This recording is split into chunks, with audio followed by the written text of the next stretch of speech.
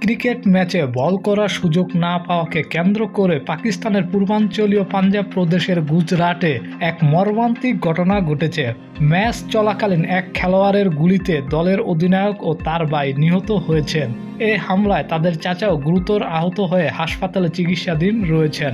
Gujarat police জানিয়েছে, এক সপ্তাহ আগে স্থানীয় একটি মাঠে চলছিল প্রীতি ক্রিকেট ম্যাচ। সেখানে এক বোলারকে তার অধিনায়ক ওভার দেননি, যা নিয়ে তাদের মধ্যে কথা কাটাকাটি হয়। এরপরই ক্ষিপ্ত হয়ে সেই খেলোয়াড় বন্দুক দিয়ে অধিনায়ক ফখর ইকবাল, তার ভাই ও চাচার উপর গুলি চালান। হামলার পরপরই ঘটনাস্থলেই মারা যান দলের অধিনায়ক ফখর ইকবাল। গুরুতর আহত অবস্থায় তার ভাই ও চাচাকে হাসপাতালে ভর্তি করা হয়।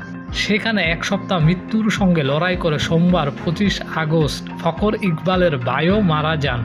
বর্তমানে তাদের চাচা হাসপাতালে চিকিৎসাধীন রয়েছেন। এ ঘটনায় স্থানীয় পুলিশ অভিযুক্ত হামলাকারীকে দ্রুত গ্রেপ্তার করেছে এবং তার বিরুদ্ধে হত্যা মামলা দায়ের করা হয়েছে। তবে ক্রিকেট মাঠে দুই ভাইয়ের অকাল মৃত্যুর এই মর্মান্তিক ঘটনায় তার পরিবার, বন্ধুদের পাশাপাশি শোকের ছায়া নেমে এসেছে স্থানীয় এলাকায়।